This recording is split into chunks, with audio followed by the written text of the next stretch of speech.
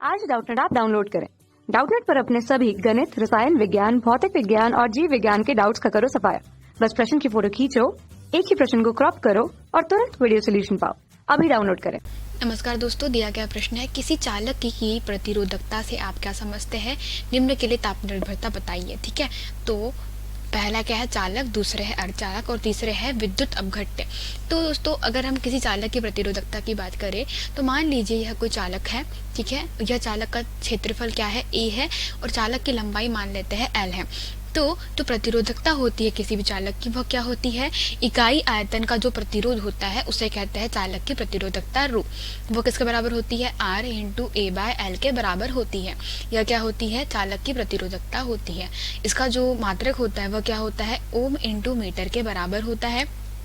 ठीक है, अर्थात हम लोग कह सकते हैं इकाई आयतन अर्थात ए का मान लीजिए हम लोग अनुप्रस्थ काट का क्षेत्रफल भी एक है और इकाई लंबाई भी कितनी है उसकी एक है, मतलब 1 मीटर है। तो इसका जो प्रतिरोध है वो आर किसके बराबर होगा दोस्तों, उसके विशिष्ट प्रतिरोध रो के बराबर होगा। ठीक है, तो हम लोग कह सकते हैं अगर यहाँ पे a इज इक्वल्स टू 1 ले लिया और l इज इक्वल्स टू 1 है तो उसका जो विशिष्ट प्रतिरोध किसके बराबर होता है, उसके जो इस चालक है उसके प्रतिरोध के बराबर होता है। ठीक है, तो यह थी किसी भी चालक की प्रतिरोधकता जिसका मात्रक ओम इंटू मीटर होता है। ठीक है, तो आइए अब बात करते हैं किसकी कि तो ताप की निर्भरता होती है चालक के लिए वो कैसी होती है। ठीक है, तो आइए दोस्तों इसके बारे में थोड़ा हम विचार करते हैं कि चालक की प्रतिरोधकता का पर ताप का क्या असर होता है।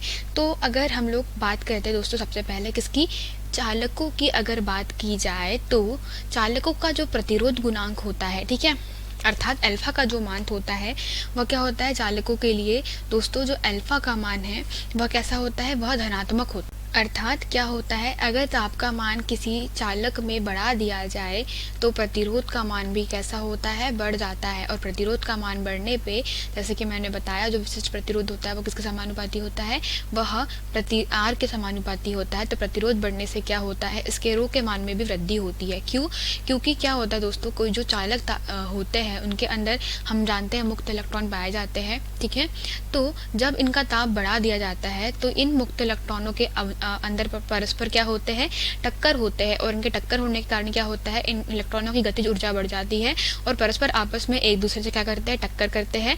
और इसके कारण क्या होता है, जो इनका जो गति होती है वह कैसी हो जाती है, धीमी हो जाती है और यह एक ट्रैफिक मतलब उत्पन्न करते हैं। ठीक है, तो इसके कारण क्या होता है, ये अब एक इस जगह मतलब एक दिशा में गति ना करते हुए कैसे अनियमित गति करने लगेंगे, क्योंकि ये एक दूसरे से टकरा रहे हैं।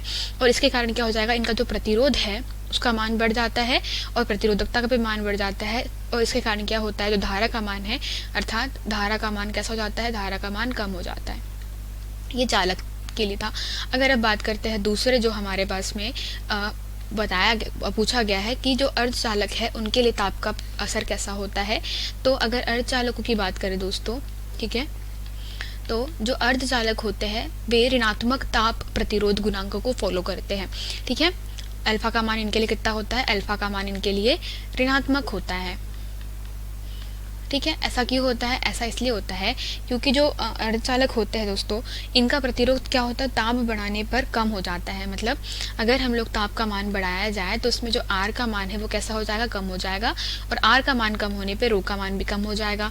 ठीक है, क्योंकि क्या होता है, जो अर्धचालक होते हैं दोस्तों, अगर अर्धचालकों की बात की जाए तो जो अर्धचालक होते हैं उनके अंदर जो इलेक्ट्रॉन और होल पेयर होते हैं वे कैसे होते हैं, वह सहसंयोजी बंधों के रूप में होते हैं। ठीक है, तो क्या होता है कि जब इनके सहसंयोजी बंध आपस में से कैसे होता है, टूटने लगते हैं, तो क्या होता है यहाँ पे अगर मैं इसको दूसरे पार्ट में दिखाऊं तो यहाँ पे जो फ्री इलेक्ट्रॉन है, मुक्त इलेक्ट्रॉनों की जो संख्या है वो बढ़ जाती है, और मुक्त इलेक्ट्रॉनों की संख्या बढ़ने के कारण क्या होती है, इनकी जो चालकता है वह बढ़ जाती है और प्रतिरोध कैसा हो जाता है, प्रतिरोध का मान आर का मान कम हो जाता है। और हम लोग जानते हैं प्रतिरोध और चालकता एक दूसरे में आपस में कैसे होते हैं, व्युत्क्रमानुपाती होते हैं।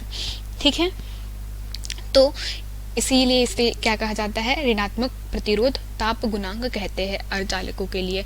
ठीक है, और जो अगला है हमारे पास में वह है क्या दोस्तों, वह है विद्युत अपघट्य। तो अगर बात करें हम लोग किसकी, विद्युत अपघट्यों की, ठीक है, विद्युत अपघट्यों की बात की जाए तो विद्युत अपघट्यों में क्या होगा दोस्तों कि अगर इसका ताप बढ़ाते हैं हम लोग, विद्युत अपघट्यों में ताप बढ़ाने पर क्या हो जाएगा, जो प्रतिरोध है R का मान और हम लोग कह सकते हैं रो का मान जो होता है वो कैसा हो जाता है, कम हो जाता है। ठीक है, रो का मान भी कम हो जाता है। ऐसा क्यों होगा दोस्तों, क्योंकि जो ताप बढ़ाने पर कह सकते हैं हम लोग कि मान लीजिए कि यह कोई बर्तन है, इसमें विद्युत अपघट्य रखा हुआ है। ठीक है, यह विद्युत अपघट्य रखा हुआ है और यहाँ पर दो हमारी रॉड रखी हुई है। ठीक, अब तो इसके कारण क्या होगा कि जो इनका जो शांता है दोस्तों, शांता का मान अर्थात द्रव का जो गाढ़ापन है वो कैसा हो जाता है, द्रव का गाढ़ापन कम हो जाता है। और कम होने के कारण क्या हो जाता है, इनके भीतर जो उपस्थित आयन होते हैं, मतलब मान लीजिए कि जो धनायन और जो ऋणायन होते हैं उनको क्या हो जाता है, उनको स्वतंत्रता मिल जाती है मूवमेंट करने के लिए, अर्थात उन्हें गति करने के लिए क्या मिल जाती है, जगह मिल जाती है। क्योंकि हम लोग जानते हैं तरल में कैसे होता है, ये बहुत अच्छे से गति कर सकते हैं आयन।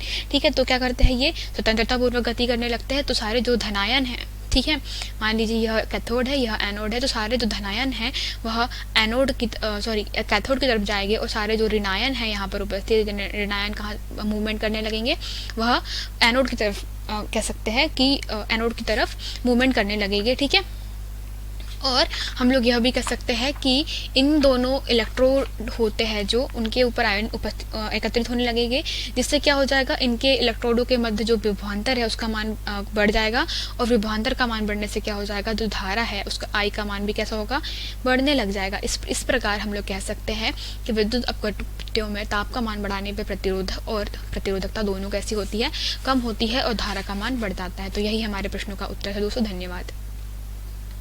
कक्षा 6वीं से 12वीं से लेकर नीट, IIT, JEE वो एडवांस के लेवल तक 1 करोड़ से ज्यादा छात्रों का भरोसा। आज ही डाउनलोड करें डाउटनेट ऐप या व्हाट्सएप करें अपने सारे डाउट्स 8400 400 400 पर।